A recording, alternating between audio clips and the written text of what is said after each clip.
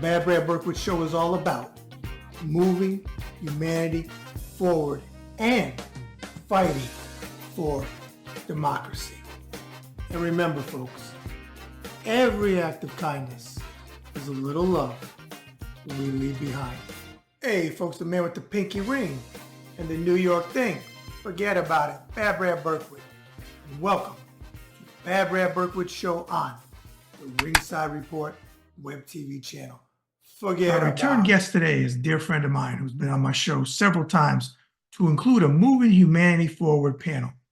She's running against Marsha Blackburn, out-of-control Republican senator in Tennessee. She's a beautiful human being, and we're all backing her to win that race. So without further ado, ladies and gentlemen, please welcome back to my show, Representative Gloria Johnson. Well, first of all, good morning, Representative Johnson. Welcome back to the show. Good morning. It's great to be here. Great to have you on. Got some hot topics I want to jump into, get your thoughts on them, because I know if there's anybody I ever have on my show that's not going to pull any punches, it's you. So let's, as we say, let's rock and roll. First one I want to talk about is abortion bans and potential birth control bans. Talk to us what's going on. Yeah, you know, since Dobbs, of course, Tennessee has been living with one of the most restrictive abortion bans in the country. Literally the only exceptions, the only full exceptions we have are for ectopic pregnancies, molar pregnancies, or a dead fetus. That none of those will become a full-term pregnancy. And so those are the only things that have a true exception. So when a woman's life is at risk for any other reasons than those three things, we've set up a relationship where the closer to death a woman is, the safer a physician is to doing what they need to do medically to save the mother. And it's just horrifying to me that this is the type of relationship we've set up in Tennessee, because that means people are going to die. You know, women are going to die because that, you know, becoming septic and all of these things are going to actually take, it happens so quickly. And we live in a state that because we haven't expanded Medicaid, we've lost 13 of our hospitals. There are people that live an hour and a half away from a hospital. 1/3 to 1/2 of Tennessee doesn't have an OBGYN in their county and doesn't have a place to deliver. And we're forcing pregnancy on women. It's barbaric. We are forcing 10-year-olds to carry pregnancies. There was just a story of a young 10-year-old girl who was raped by 2 people and pregnant. And what is she going to do? Is this on top of the one that Kristi Noem happened last year? Is this another one? This is one in Tennessee. Okay, because remember Kristi Noem said it was a blessing for a 10-year-old to have a baby. Yeah. Yeah, no, well, talk to the 10-year-old, because on a 10-year-old body, a 10-year-old, a child stands 2 times the risk of an adult woman carrying a pregnancy of dying. And in Tennessee, where infant mortality, maternal mortality are one of the highest in the state, I think we're in the top 3 with maternal mortality. And then we're forcing 10-year-olds to carry a pregnancy.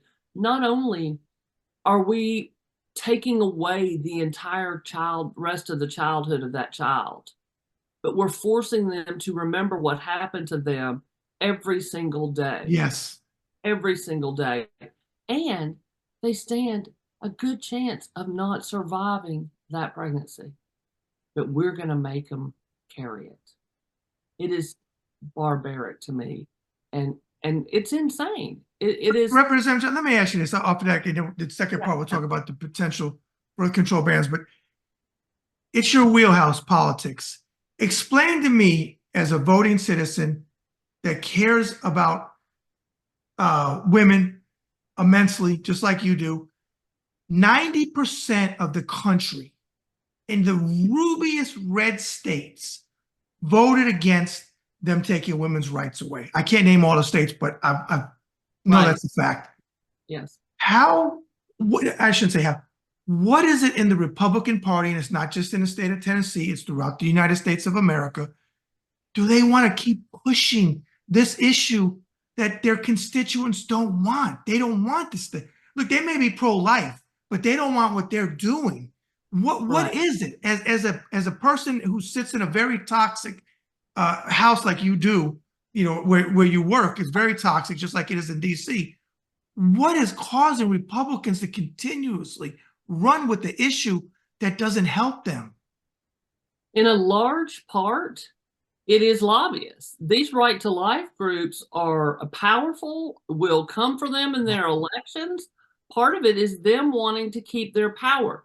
They sacrifice what their constituents want every vote they take almost, because most people are not as extreme as they are.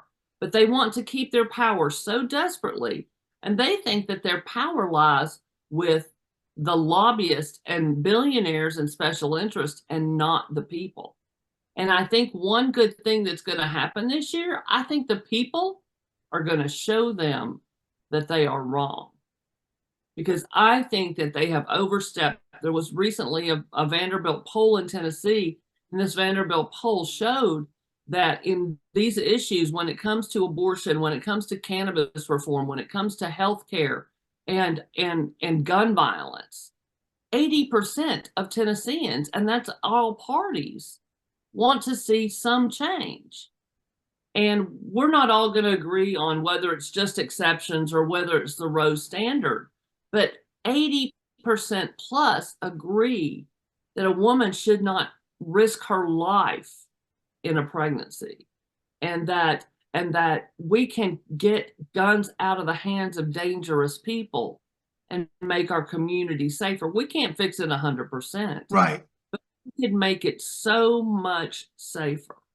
But they do not care about that because of the NRA, and they don't care about women because of right to life and threatening their elections. But also, and I'm going to say this, a lot of people don't talk about it. I think it also has to do with white people are having fewer children. And they are afraid of that time when there are more Black or brown people Yes. than are white people. It's the And truth. It's the honest to God truth. Feel that from the people I work with, like no other. And I think that is also something to do with it and involved at some level. I couldn't agree with you more, because it plays into the rhetoric, and I always say you bet a horse on past performances if you're into, you know, horse racing. Trump is talking about they're coming here to poison our blood. Who's our blood? Our blood in this country is diversity. Our greatest strength, I talk to Deb all the time about this, is diversity. That's what I do love about America, is the diversity we have in this country, where you can come here, seek the American dream, become an American. You can't go to another country and do the same things that you can do here. They are absolutely scared of the country becoming more and more brown. That's why he says this type of rhetoric. That's why you have Project 2025 and all this insanity that goes on. But I'm glad that you said that, and I'm glad that you addressed, because it always comes down to money. Yes. But the thing is, these people like Mike Johnson claim he's a Christian. They're anything but Christians. They act completely opposite. They're satanic to me, the way they do. I always say that they have to have a different Bible than I have. You got that right. What they're doing is not what my Bible says. Right. Now, let me go ahead. My Bible says, welcome the stranger, heal the sick, feed the hungry, care for the least of these. That's the opposite of what they want to do. Exactly. And I tell you, if you believe in Jesus, and I don't tell people what to believe in, but I feel if Jesus were to come back to America, come back to Earth, he wouldn't go to the Republican Party. He would go to everybody else but the Republican Party, because the Republican Party would call him a socialist. They'd hate that he was accepting the LGBTQ community, and so on and so on. So absolutely, they read another Bible, like you just said. The second part of that, potential birth control bans, like we just saw last week, that they voted. If I remember the vote, I think I forgot what the rule is, how they voted, but they voted against contraceptives, which I don't even understand that. You don't want to you don't want to take care of kids. You want to cut funding, when people are having kids, but then you want to ban contraception. I don't, the logic. It clearly, it demonstrates that what they want to do is control women, and they want to make them, broodmares, basically, because it's outrageous. You're going to require everyone to carry every pregnancy, and then you are going to say you can't use birth control to determine when you're ready to start a family. I mean, I think about young people today who are getting out of college with $50,000 to $100,000 in debt with student loans. So you want to set up a young person with all of this debt from student loans to not be able to choose when they start their family, when they're financially ready in their careers and everything. I mean, you're literally forcing everyone to risk their economic health by not allowing contraceptives. And it's so funny because they will just lie through their teeth about this. We have no intention of stopping IVF, or we have no intention of stopping birth control. Hold up just a minute, because in the state of Tennessee, ProPublica got hold of audio tapes saying that very thing. The Right to Life folks were saying to them, oh, don't start talking about birth control or IVF yet. Let them get okay with Dobbs, and then we'll go after those. It is on tape, them saying it. It's part of the 2025 project. Donald Trump already went after birth control the last time he was in office. So don't lie to me and say you're not coming for it, and then refuse to pass a piece of legislation that makes sure people have access. We had a similar bill in Tennessee. Myself and Senator Charlene Oliver carried a Birth Control Freedom Act. And they kept telling us that we just didn't need it, that we of course we support these things, but we just don't need it. So why are you bringing a bill? Well, folks, you jackasses brought a bill to keep vaccinated lettuce and tomato out of Tennessee. That's not happening either. It's not even about to happen. There's no secret video of them saying they're bringing vaccinated lettuce and tomatoes to Tennessee, but you all passed a bill against it. You passed a bill about chemtrails, which is literally a debunked conspiracy theory, but you won't pass a bill allowing folks to have contraception that they need. And then you see these certain groups and certain politicians in some states wanting to come after the IUD and the morning after pills, saying that they are abortions. Too ignorant to know that it prevents conception. It does not end a pregnancy. It prevents a pregnancy from happening. Most of the public knows that. And these people, I guess, are so dumb. They think that they think their voters are dumb, and that they can mislead them by saying that these two contraceptive methods are abortions. But they're just either ignorant or they're vicious liars. As I hear you say that, and I'm not being funny, I know it's probably, my viewers are probably gonna think I'm trying to be funny, but I'm not. I swear to you, they're so extreme that I'm surprised that, and I shouldn't say this because now I'm going to give them an idea and they'll do it, that the Republicans don't run an ad and say, our candidate for the presidency of the United States, Donald Trump, did not use a condom when he slept with a porno star. So then why should you be able to wear a condom because he doesn't wear a condom? I mean, that's how ridiculous it is. But I mean, you want to take away contraceptive, that's what he did with Stormy Daniels, alluded to in her testimony, that he did not wear a condom when they had their tryst or whatever you want to call it. Because there's that extreme of the way they feel. And I honestly believe, Representative Johnson, that they have condoms in their house and they have contraceptives in their house and their mistresses on the side that they paid for abortions. I'm surprised more of these stories don't come out.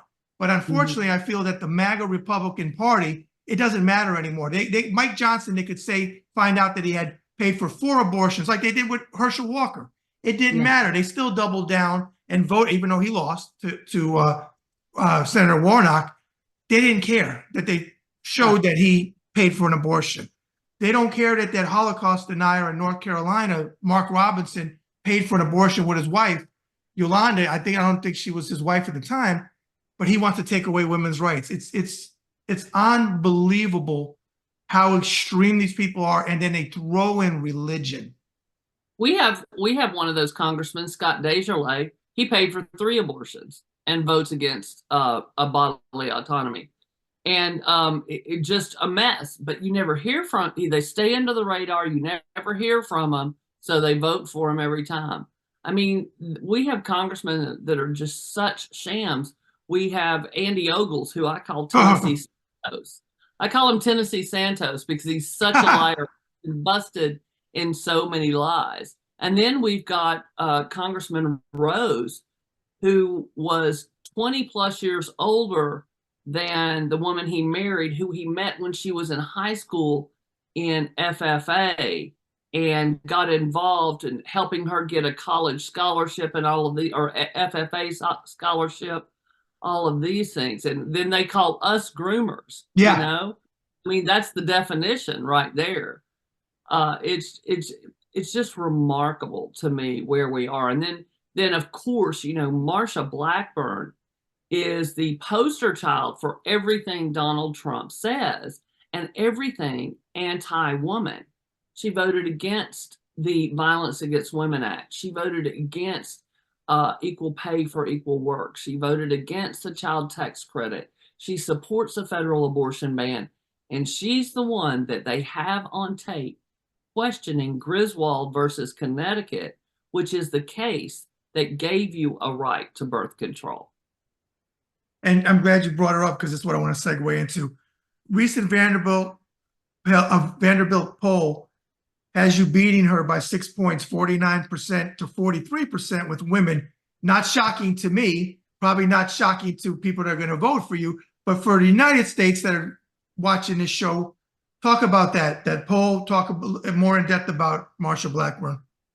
Yeah, we knew that this in a red state, well, it's not really a red state. I think we're a non-voting state. Marsha Blackburn won in 2018 by 200,000 votes.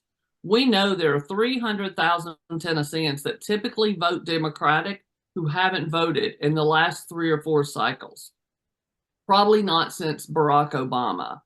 And so we know we get those folks out to vote, and we win this thing. But that takes energizing your base and all of that. But I will tell you that when we get that poll almost 6 months, between 5.5, 6 months before the election, and to show that we were beating her by 6 points, 49 to 43 with women, that we were doing that this early was very surprising. We're still behind overall, but that 6 point up with women tells us so very much. In addition, in that poll, she has dropped 2 points since the last poll, and we have increased by 4 points. So in the next poll, if you do the math, she increases by, if she decreases by 2 points again and I increase by 4, we've got her. I mean, we are at 51-40 right now, I think it is, overall. And so that means that with a 6 point gain, we're there. And so this is what we know. This is what we're working on. This is why I'm the first candidate in years to go to all, Democratic candidate in years to go to all 95 counties. We are talking to absolutely everybody. We're not just talking to Democrats. We're talking to independents, and we're talking to Republicans. And every single day at our road stops in the different counties, Republicans are showing up, and they're telling me. A couple that I met in one of our rural counties last week said that they had never voted Democratic, that they have always voted Republican, but that they were voting for me. And they also said, and they were probably in their 50s, They also said that I was the first candidate that they've ever given a donation to. Oh, wow. And so it makes me feel really good that people are listening and paying attention. And their reasoning was because they were Christians. They felt like their party was not keeping to the faith, even though they claimed it all the time. Most people I talk to that are Republicans or independent come to our campaign because of gun violence and because of Dobbs. But these folks came for the very reason that they considered themselves evangelical Christians, but that they could not stand with the hate and divisiveness of that party any longer. Okay. You're in it. You still have a Democratic primary? You still have that? When do they vote Yes. for that? So that's August 1st. Okay. All right. Yeah, And go ahead. We'll start early voting mid-July, and election day is for the primary is August 1st. Okay. When you win that, because I have no doubt that you're going to win the primary, is there any talk that she'll debate you, Marsha Blackburn? I haven't heard her talking about it. That's certainly a question we get asked. We are going to ask for debates. I mean, I think it's just dead wrong not to have a conversation about the issues in front of all the citizens. Marsha Blackburn has not had a town hall since 2017. And she does town halls, but it's very easy to control a conversation on a telephone. And so that's an easy one to have. She also says she's doing a 95 county tour, but so far, every stop I've seen or heard about when I came to town was a stop with elected officials behind closed doors. And maybe there, are 10 or 12 people there. I know that I was in Perry County and she had just been there 2 weeks before, and there was a man there who had a radio station, but he had 3 radio stations in the area. So he asked if he could interview me, and he would play it on all 3 of his radio stations. And I said, sure, absolutely. I mean, I'm here. I want to talk to the people. And so he said, well, when she was there a couple of weeks ago, she would not do an interview for the radio. And I'm just like, how do you do that as the representation for this state? And you won't even get on the radio. And it was a softball interview. It was really about, who are you? Why are you running? What do you want to do? That kind of a thing. But she wouldn't do it. And I haven't seen any of these meetings where she'll just go out and talk to anyone and answer questions. And that's what we're doing. Anybody can show up. We published it where we're going to be on our website. We want to be very transparent, and I want to talk to people because I have learned so much going around these counties. I've had these amazing conversations. I talked with a young man and his sister who was starting college. He had just graduated college. They were from Bolivar, Tennessee, and they were just talking about how they loved where they grew up. But when they go and get their college degrees, they would like to come back to their hometown, but there's nothing there for them. There's no place for them to go to work, and how difficult it was to actually come back to your community in some of our rural areas because there's just not much offered there. And they love their towns and would like to stay, but not a lot of options of work there. So they end up going somewhere else.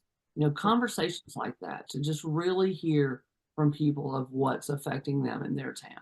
Because what Republicans want to do is they want to drive a wedge. And what they want to do is tell them, people always say, why do folks vote against their own interest? Well, what Republicans do is tell you what your interests are. You should be really mad about immigrants. You should be really mad about the LGBTQ community. When you know what?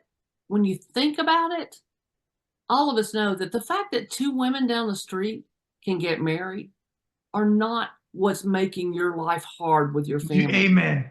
Making your life hard with your family is you live an hour away from a hospital. You don't have access to affordable health care. Your child doesn't have a well-resourced classroom in their school because we're not investing in those public schools. And you don't make a living wage so that you can support your family with one job and keep the lights on and buy prescription drugs. Those are the things that are hitting families hard, not the fact that two women down the street can be married. That has nothing to do with your family, zero. But they are telling people that is what's ruining the country. And it's absolutely not. It's the policies that lift people up, the policies that bring people into the middle class instead of having them fall out of the middle class in Tennessee. And that's what's happening because Republican supermajority is ignoring the needs of Tennessee's hardworking families. Let me ask you off what you just said, and we're talking extremes.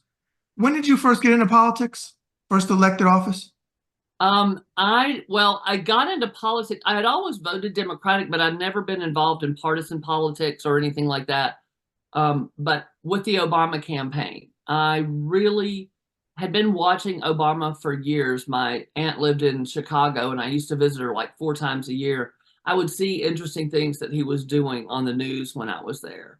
And it was even before that speech that everybody else kind of got to know him in that the 2004, I think that for when John Kerry ran at the convention. Yeah. And I just really had watched him and thought this, he's doing great things and he seems so smart and he seems to really have the heart of the people. And so I decided that after 8 years of George Bush, if I didn't do everything I could to get to change things, that I'm responsible as anyone else, And so I called them up, said I would volunteer.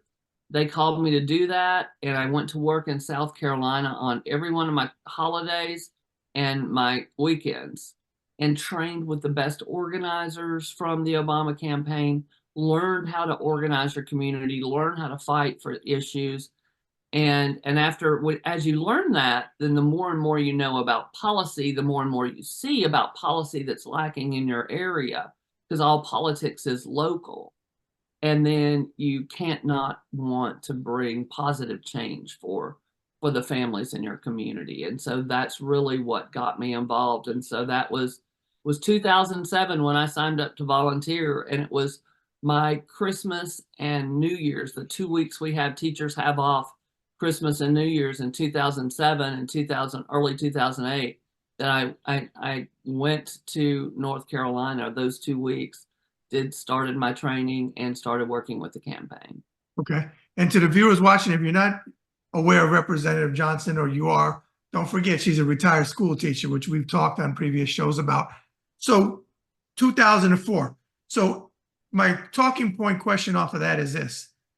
Would you have ever thought in that 20-year period, with this being 2024, that the Republican Party, even with the worst of 2 terms of Bush and Cheney, that they would be as insane as they are today? Could you ever, did you envision, did you see any cracks in the glass that, well, you know what, they may go to this extreme?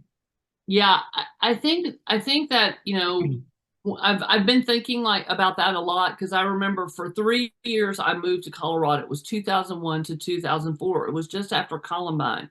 I went there to teach kids that had problems. One of the reasons is because I was so horrified by what happened, and I work with emotionally disturbed behavior disorder kids, and I thought, well, there's a place to go and do it. So I actually taught at a school just a couple of miles from Columbine. And so when I came back, my dad was ill, and I just missed Tennessee people. Tennessee people are just different. And so I've been thinking about that lately, and I've been thinking how much I wanted to come back to Tennessee, because Tennesseans are so friendly and kind. I was talking to a guy from California. He showed up at one of our events, and he was saying, he said, it's so weird here. You're just walking down the street and everybody waves and everybody says hello. And, he said, you just don't do that in California. And I was like, yeah, isn't it great? but, I think about how I felt about how I wanted to come back to Tennessee. And then I feel like since that time, it's something has changed. It seems like in just the last 10 or 15 years, there's so much hatred towards the Black community, so much hatred towards immigrants, so much hatred towards the LGBT community and women, especially Yeah. women who are educators or librarians. And so I thought about, how did this happen? Because it used to be in your community, people didn't ask, what country you came from. They didn't care what color you were. They didn't care where you worshiped. They didn't care if you were, how you loved.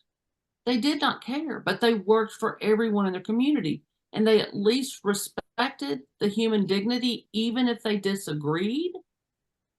And now they're just, I don't think this hate all came 100% came from the Republican Party. They are the ones pushing these wedge issues to divide us so that they can win.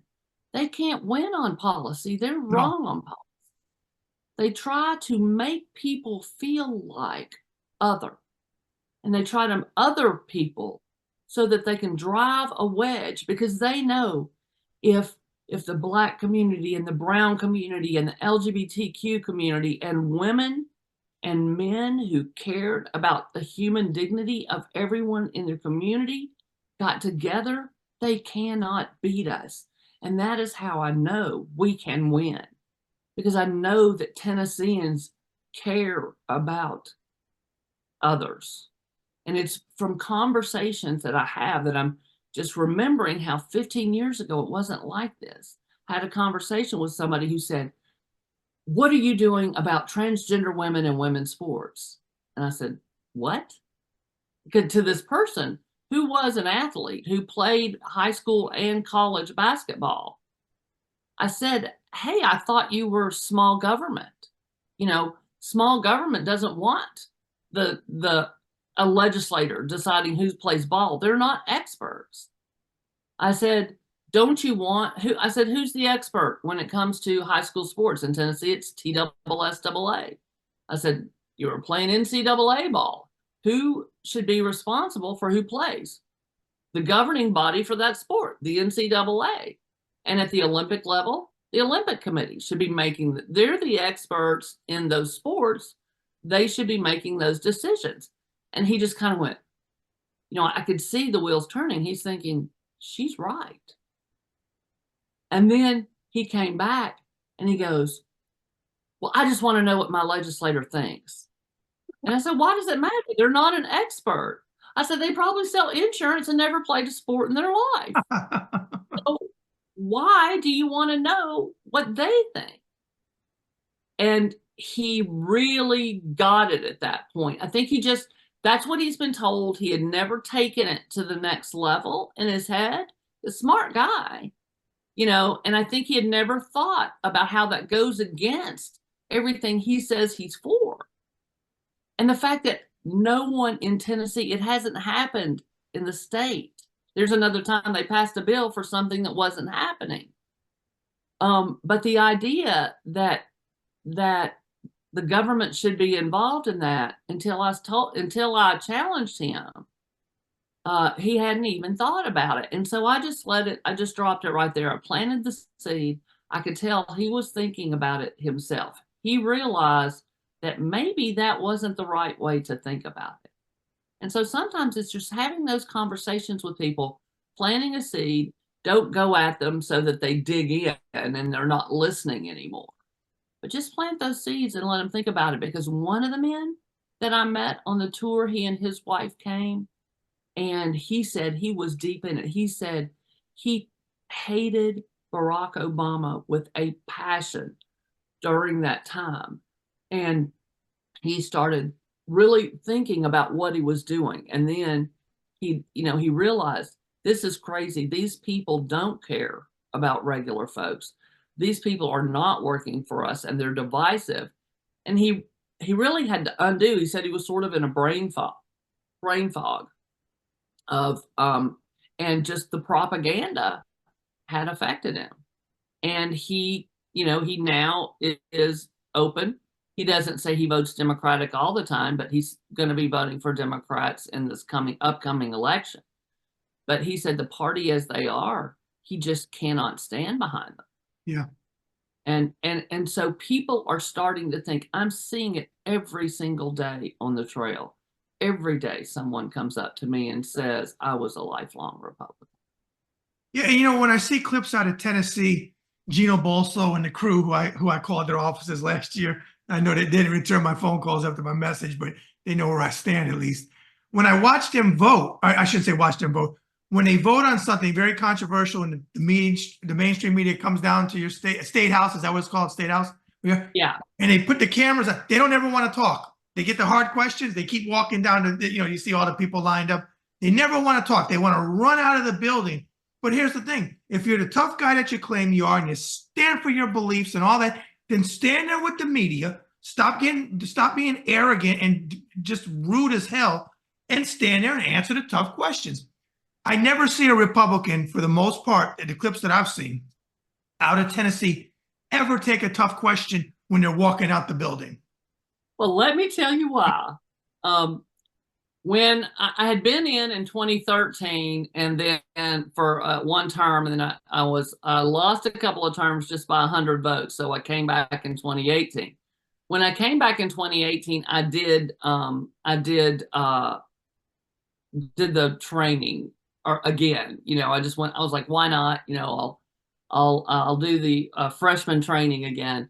And so we're in freshman training, and Leader Lambert, one of the leader for the Republican caucus, in his training, he literally told us to hide from the reporters. We have a secret hallway that with our badges, we can access a secret hallway so that we don't have to walk through the main hall.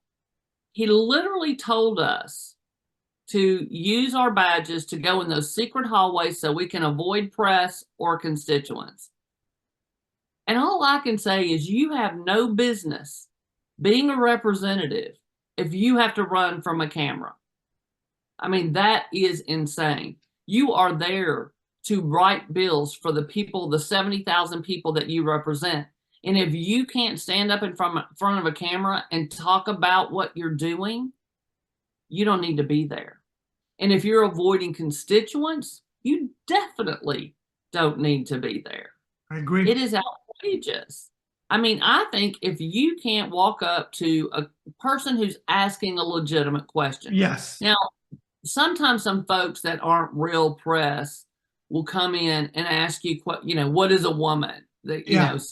Stuff like that. But if you're serious, if you're legitimately asking a question about a bill, there should be no legislator who will not answer that question. And you're right, they run from those cameras all day long. And they even train their folks to not talk to the press. Like, for Democrats, for me, if I want to have a press conference, I call a press conference. Nobody in my caucus tells me I can't. I mean, usually they're like, yeah, go for it, Gloria, or whatever. I can have a press conference any day of the week that I want to. But Republicans, only their leadership can organize those things. I've never seen a Republican in my district have a press conference without all the leadership being here. They don't even trust their own people. They recruit people to run because they will be pawns and do what they're told. Yeah. And they don't even think for themselves. And because we were talking about, somebody will bring up, when I'm on the road, somebody will bring up their representative. And I'll say, well, you know what? I've never heard them talk on the floor. Other than when they are running a bill and they have their notebook full of all the talking points that they were given about the bill that they were handed. That's when I've seen them talk on the floor, but I've never seen most of them stand up to debate or, talk about a bill that someone else is running to ask questions. They sit quietly, sometimes pay attention, most times not. I sit beside and behind and beside and in front of a Republican, and most of the time, the folks around me are saying, God, I wish people quit asking questions so we can get it here. I got to get back to work and make some money. And you came here to complain about debating policy? Seriously? I mean, people need to pay attention who they're electing, because it does matter. And I think Tennessee has found out that it matters who leads. And they found out that the folks that are in power in the supermajority are phoning it in, are working for lobbyists, the wealthy and well-connected, and corporations, and they're not working for Tennessee families. And they're calling for accountability now. And I think that this election is going to be very telling. I truly hope so. Like, he got found guilty of 34 out of 34 felony charges. Accountability has to come for everybody. Nobody, not you, not me, nobody is above the law, and everybody should be held accountable, especially in public office. Have you seen this week Byron Donalds down in Florida? Have you seen that story about him? I have not. Okay. He did this. He's on a Trump tour bashing Biden, and he brought up Jim Crow. But if you haven't seen it, I don't want to go into it. But yeah, you'll not I said it, you'll probably see it. But he invoked Jim Crow, and I won't go into all of it. I'll let you. We'll talk offline about it. I can imagine. Yeah, oh yeah. And I went after him on Twitter big time because it just ridiculous. Let me ask you this, since I have a large veteran audience, I'm curious, when you go into these different counties in Tennessee and talking to people, I saw a couple pictures. That's what I love about you and your people. They always put pictures out. You're not scared to stand with the LGBTQ. If you go to an area that's African American, you're not scared to let everybody know that you're there, because you should. People need to know where you stand. And it's not just a photo op. Just, let me go, stop over there. Let me get some food. Let me make like it's like Trump does. Yeah. You're there. You talk to people. You talk to voting people, whether they're Republican or Democrat. What I'd like you to do is talk to me a little bit, for the viewers, the veterans that you're running into at these different stops and how they feel. Because one of my biggest pet peeves, I did a show yesterday, I was interviewing, they said, who is your arch nemesis, Brad? And I said, really, veterans that are for Trump, because I am a veteran. And I feel that they took an oath like I did, and they have defecated on their oath supporting this treasonous traitor, being involved in January 6th and all that. So if you would talk about veterans and what they're talking to you about at these stops. Absolutely. Veterans do not like my opponent, Marsha Blackburn. They absolutely don't. Clarksville is an Army town. She is not well thought of there. That's just the way it is. She has voted against increasing pay for active military, I think the last 2 times. I don't, I'm not positive on this, but I'm pretty sure that's what I have. She's voted against the PACT Act. It's just like the lip service that people feed all the time. Oh, I support our veterans, and I support our troops, and I support teachers. Well, you won't vote to raise their salary. You won't vote to increase the care that they desperately need. What do you mean when you say that? That means you'll say all the words, but you're not going to vote for the things that will truly help them be healthy and successful for the rest of their lives. And that's so frustrating to me. But I'm seeing it overwhelmingly with the veterans that I'm talking to. So I know it's not across the board, but I talk to hundreds of veterans that do not support her. A person that I've gotten to know since I've been running, Mary Gaucher. She's a songwriter. She's a great songwriter and singer. And she did a writing project with veterans and did songwriting with them. They wrote songs. And so we're wanting to do a few dates across the state together, and her maybe with some of the veterans that wrote the songs and things like that, just to show that there are so many ways that we can lift people up who deserve to be lifted up. And the things that are real and substantial and improve lives, that's not what our Republicans are doing.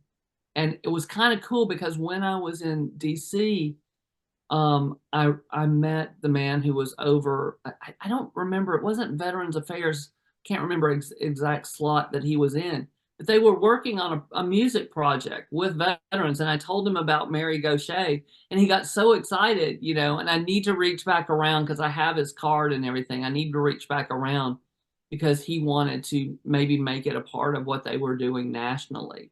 But, you know, that was somebody in the Biden administration. And so they're thinking about so many different ways to lift up our military and our veterans. And I just don't see that coming from the other side at all. Okay. I, The last I talking. Go ahead. I see lip service. Lip service. from- Okay. I agree with you on that. Last talking point I want to hit on, we're both huge allies. We mentioned already in the conversation today of the LGBTQ community. I know where you stand. You make it known. You pull no punches. You go to drag shows and you have fun and you enjoy it and you treat other people as human beings. And that's one of the many reasons why I respect you as a friend, Gloria as a friend, and respect you as Representative Johnson, because you're one of those people that walk the walk and talk the talk. Whether it's popular or not, doesn't matter. You know what's right, you know what's wrong. And I've told you that for the couple of years that we've known each other. With Pride Month upon us, I wanted two parts of it. What is your message that you want to send to the LGBTQ community? And also on the second half of that, what is the message you want to send to, as you alluded to earlier, the MAGA Republicans that would, if they had their way, they would annihilate, especially transgender, and especially Black transgender women who are in this country being killed in disproportionate numbers. We don't always hear about it because, as I say, first it's because they're Black and then because they're transgender. The discriminate, there's such a hate. They hate the LGBTQ, but they hate transgender T and the LGBTQ. So what's your message to the community and what's your message to the people attacking it? The message to the community is, I stand with you. I will fight for you. I will not stop fighting for you. I have two friends that I know that left the state because they were afraid for their transgender child. That is so sad to me, that someone has to leave a place that they love because they feel that their child is in danger from this hate that the Republicans are driving.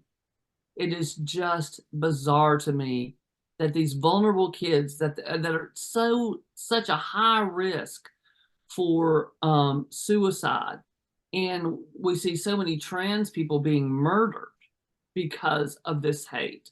I will fight as long as I can fight for your rights, for your equality, and to those Republicans who are hating on a vulnerable community just because they're different. Seriously, you can talk about being a Christian, but you are not a Christian if you don't understand and respect the human dignity of every person. You may not agree with it. You don't have to, because that's what I say too. Yes. in their life has zero effect on you.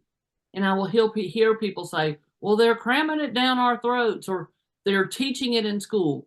There is nothing in school that they are teaching about the LGBTQ community except for acceptance, accepting your fellow man.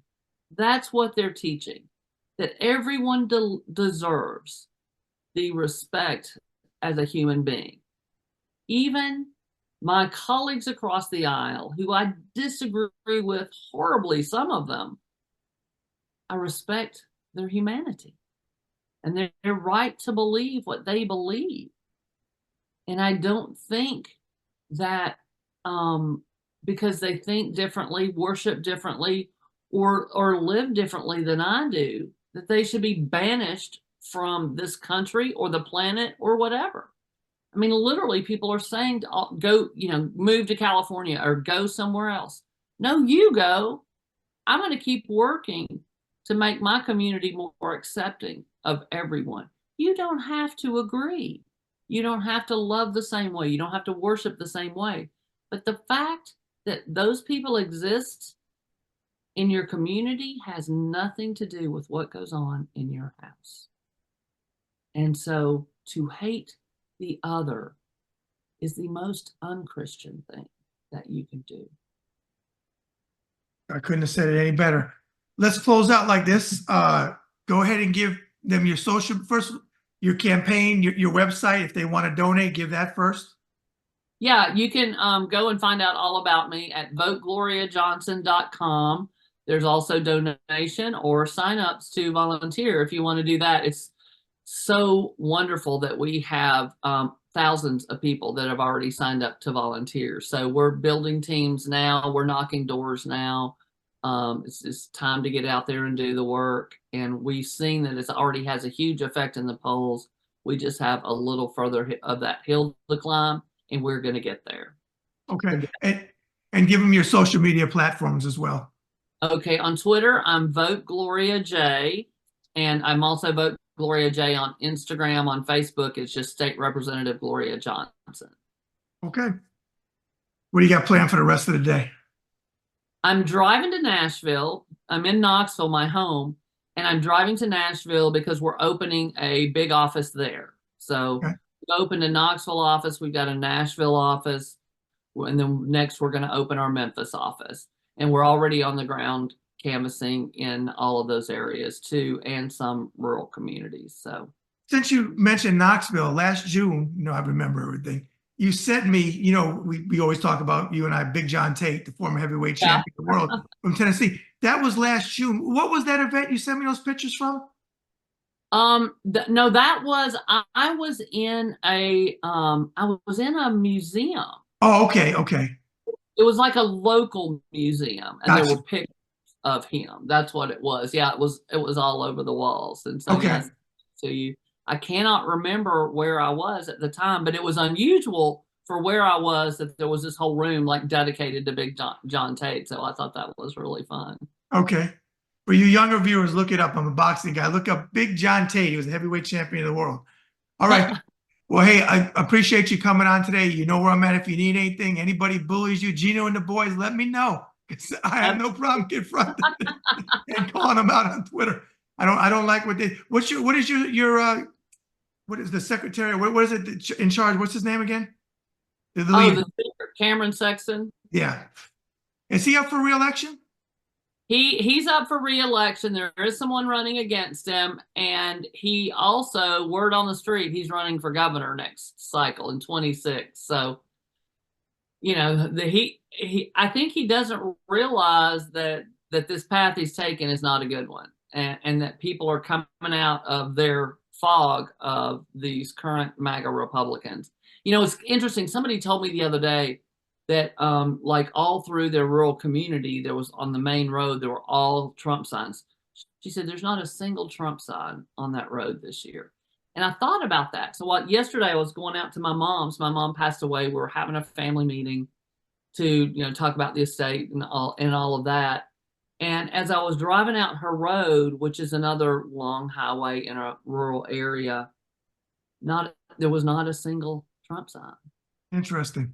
And I was just like, that's really weird, because it was marked with them before. They even kept them up past 2020. Oh, they did out here too. And there was not one. And I was like, that's interesting. And then in that Vanderbilt poll, I could be wrong, but as I recall, Trump's numbers were lower than they should have been in Tennessee. Interesting. I mean, he may not have gotten to 50. And I would imagine he would be at 60 or 65. So I may have that wrong, because that's not one of the numbers I was paying super close attention to. And I know he was lower than he should have been. And that's interesting to me, where Republicans, Marsha Blackburn is, she's been in D.C. for 21 years. She could barely get to 50. And so it's kind of interesting that's the situation with somebody who's been in D.C. for so long. It tells you a whole lot. It definitely does. Out of curiosity, before we go, were you surprised that they convicted him 34 charges? Surprised in a happy way. Yeah. It was funny. Dolly Parton was in town, and she was at the Bijou Theater filming a television show. So you got to go in for the filming, and it's really cool because they do it, and they have to do the take a couple of times. And so you really get in between, you get to she banters with the crowd, and she's just so funny. But we were in there for quite a while, and when you're in there, they lock your phones up in those little bags, like when you go to a concert or something, because they didn't want a phone going off in the TV show. So our phones were locked up for a few hours, and then we came out and went to a restaurant next door, and then I just opened up my phone, and I was like, "Oh my God!" screaming in the restaurant. He was convicted of all counts, and we start cheering, and then the table beside us was looking at it. It's like, they convicted Trump, and they're like, "Ah!" So we all had champagne toast. Good, good, as we should, because it was justice, as my good friend Glenn Kirshner says, justice matters. And he was convicted, and I tell people this, he was convicted 34 out of 34 by a jury of his peers because he's guilty of 34 charges. And those other cases, hopefully they come too. And my colleagues across the aisle are tweeting, "I'm voting for the felon." Like, they're so proud. Yeah. Wow. Yeah, I hope one day this cycle goes away. I think it's going to take I think it's going to still be around a little bit after Trump because the ideology is here. But all right, well, enjoy your Sunday. And again, like you said, if you need anything, I'm here. I adore you. All right, thanks so much. We'll see ya. All right, take care. Bye.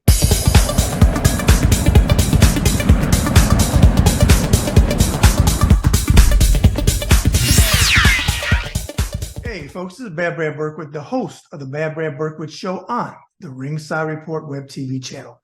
And I want to talk to you about sponsorship.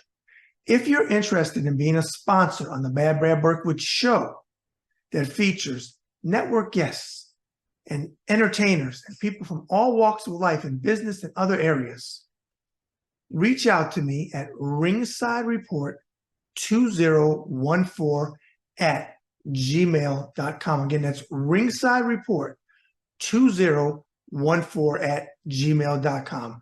I'm finally in a position that I'm ready to take on sponsors. So, hey, reach out to me and let's get you on board.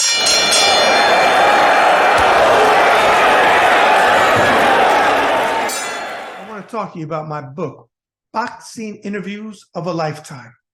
If you watch my show, The Bad Brad Berkwitt Show, you know that I love doing 360 conversations with all types of people. Well, I made my bones in boxing over a quarter of a century ago, interviewing world champion boxers, people in the sport, and entertainers that love the sport of boxing, which led to my induction into the Florida Boxing Hall of Fame in June of 2021. And that's the ring that you see me wear all the time on my show. Well, if you'd like to pick up my book, Boxing Interviews of a Lifetime, go to authorhouse.com. Again, it's authorhouse.com. And if you would like to get it personally inscribed or inscribed for somebody that you're sending it to as a gift, you can reach out to me and we can arrange for something as well.